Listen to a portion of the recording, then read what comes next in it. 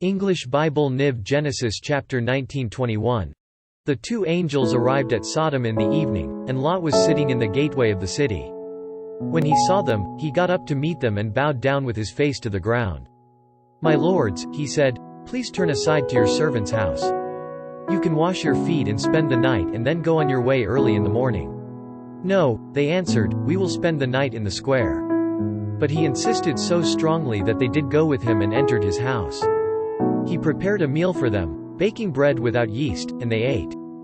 Before they had gone to bed, all the men from every part of the city of Sodom, both young and old, surrounded the house. They called to Lot, "Where are the men who came to you tonight? Bring them out to us so that we can have sex with them." Lot went outside to meet them and shut the door behind him. And said, "No, my friends. Don't do this wicked thing. Look, I have 2 daughters who have never slept with a man. Let me bring them out to you, and you can do what you like with them. But don't do anything to these men, for they have come under the protection of my roof." "Get out of our way," they replied. And they said, "This fellow came here as an alien, and now he wants to play the judge.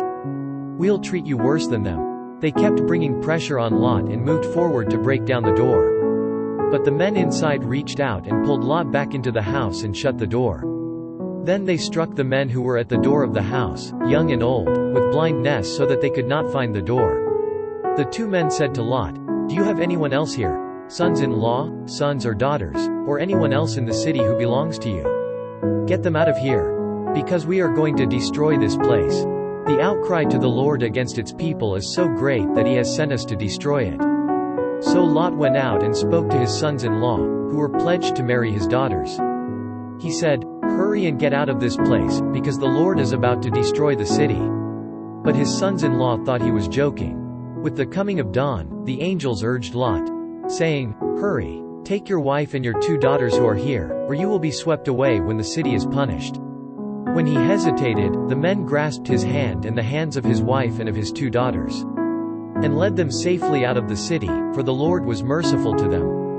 As soon as they had brought them out, one of them said, "Flee for your lives. Don't look back, and don't stop anywhere in the plain. Flee to the mountains or you will be swept away." But Lot said to them, "No, my lords, please. Your servant has found favor in your eyes, and you have shown great kindness to me in sparing my life. But I can't flee to the mountains. This disaster will overtake me, and I'll die. Look, here is a town near enough to run to, and it is small. Let me flee to it, it is very small, isn't it? Then my life will be spared." He said to him, "Very well, I will grant this request too. I will not overthrow the town you speak of. But flee there quickly, because I cannot do anything until you reach it." That is why the town was called Zor. By the time Lot reached Zor, the sun had risen over the land. Then the Lord rained down burning sulfur on Sodom and Gomorrah, from the Lord out of the heavens. Thus he overthrew those cities and the entire plain, including all those living in the cities, and also the vegetation in the land. But Lot's wife looked back, and she became a pillar of salt. Early the next morning Abraham got up and returned to the place where he had stood before the Lord. He looked down toward Sodom and Gomorrah, toward all the land of the plain, and he saw dense smoke rising from the land, like smoke from a furnace. So when God destroyed the cities of the plain, he remembered Abraham, and he brought Lot out of the catastrophe that overthrew the cities where Lot had lived. Lot and his 2 daughters left Zor and settled in the mountains, for he was afraid to stay in Zor. He and his 2 daughters lived in a cave. One day the older daughter said to the younger, "Our father is old, and there is no man around here to lie with us, as is the custom all over the earth. Let's get our father to drink wine and then lie with him and preserve our family line through our father." That night they got their father to drink wine, and the older daughter went in and lay with him. He was not aware of it when she lay down or when she got up. The next day the older daughter said to the younger, "Last night I lay with my father. Let's get him to drink wine again tonight, and you go in and lie with him so we can preserve our family line through our father." So they got their father to drink wine that night also, and the younger daughter went and lay with him. Again he was not aware of it when she lay down or when she got up. So both of Lot's daughters became pregnant by their father. The older daughter had a son, and she named him Moab. He is the father of the Moabites of today. The younger daughter also had a son, and she named him Ben-Ami. He is the father of the Ammonites of today. Genesis chapter 20. Now Abraham moved on from there into the region of the Negev and lived between Kadesh and Shur. For a while he stayed in Gerar. And there Abraham said of his wife Sarah, "She is my sister." Then Abimelech king of Gerar sent for Sarah and took her. But God came to Abimelech in a dream one night and said to him, "You are as good as dead because of the woman you have taken. She is a married woman." Now Abimelech had not gone near her, so he said, "Lord, will you destroy an innocent nation? Did he not say to me, 'She is my sister,' and didn't she also say, 'He is my brother'? I have done this with a clear conscience and clean hands." Then God said to him in the dream, "Yes, I know you did this with a clear conscience, and so I have kept you from sinning against me. That is why I did not let you touch her. Now return the man's wife, for he is a prophet, and he will pray for you and you will live. But if you do not return her, you may be sure that you and all yours will die." Early the next morning Abimelech summoned all his officials, and when he told them all that had happened, they were very much afraid. Then Abimelech called Abraham in and said, "What have you done to us? How have I wronged you that you have brought such great guilt upon me and my kingdom? You have done things to me that should not be done." And Abimelech asked Abraham, "What was your reason for doing this?" Abraham replied, "I said to myself, 'There is surely no fear of God in this place, and they will kill me because of my wife. Besides, she really is my sister, the daughter of my father though not of my mother, and she became my wife. And when God had me wander from my father's household, I said to her, This is how you can show your love to me everywhere we go. Say of me, he is my brother.'" Then Abimelech brought sheep and cattle and male and female slaves and gave them to Abraham, and he returned Sarah his wife to him. And Abimelech said, "My land is before you, live wherever you like." To Sarah he said, "I am giving your brother 1,000 shekels of silver. This is to cover the offense against you before all who are with you. You are completely vindicated." Then Abraham prayed to God, and God healed Abimelech, his wife and his slave girls so they could have children again. For the Lord had closed up every womb in Abimelech's household because of Abraham's wife Sarah.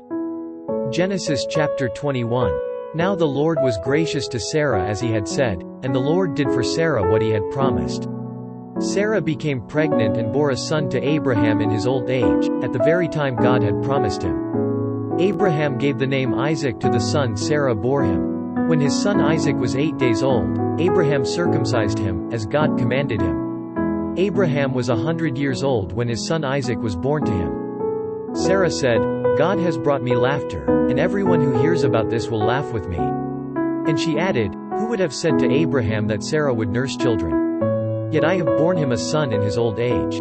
The child grew and was weaned, and on the day Isaac was weaned Abraham held a great feast. But Sarah saw that the son whom Hagar the Egyptian had borne to Abraham was mocking. And she said to Abraham, "Get rid of that slave woman and her son, for that slave woman's son will never share in the inheritance with my son Isaac." The matter distressed Abraham greatly because it concerned his son. But God said to him, "Do not be so distressed about the boy and your maidservant. Listen to whatever Sarah tells you, because it is through Isaac that your offspring will be reckoned. I will make the son of the maidservant into a nation also, because he is your offspring." Early the next morning Abraham took some food and a skin of water and gave them to Hagar. He set them on her shoulders and then sent her off with the boy. She went on her way and wandered in the desert of Beersheba. When the water in the skin was gone, she put the boy under one of the bushes. Then she went off and sat down nearby, about a bowshot away, for she thought, "I cannot watch the boy die." And as she sat there nearby, she began to sob. God heard the boy crying, and the angel of God called to Hagar from heaven and said to her, "What is the matter? Hagar? Do not be afraid, God has heard the boy crying as he lies there. Lift the boy up and take him by the hand, for I will make him into a great nation." Then God opened her eyes and she saw a well of water. So she went and filled the skin with water and gave the boy a drink. God was with the boy as he grew up. He lived in the desert and became an archer. While he was living in the desert of Paran, his mother got a wife for him from Egypt. At that time Abimelech and Phicol the commander of his forces said to Abraham, "God is with you in everything you do. Now swear to me here before God that you will not deal falsely with me or my children or my descendants. Show to me and the country where you are living as an alien the same kindness I have shown to you." Abraham said, "I swear it."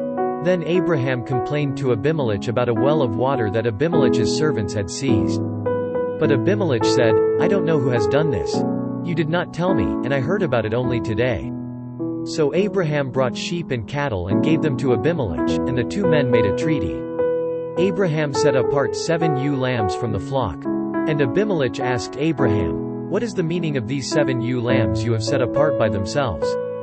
He replied, Accept these 7 lambs from my hand as a witness that I dug this well. So that place was called Beersheba, because the two men swore an oath there. After the treaty had been made at Beersheba, Abimelech and Phicol the commander of his forces returned to the land of the Philistines. Abraham planted a tamarisk tree in Beersheba, and there he called upon the name of the Lord, the eternal God.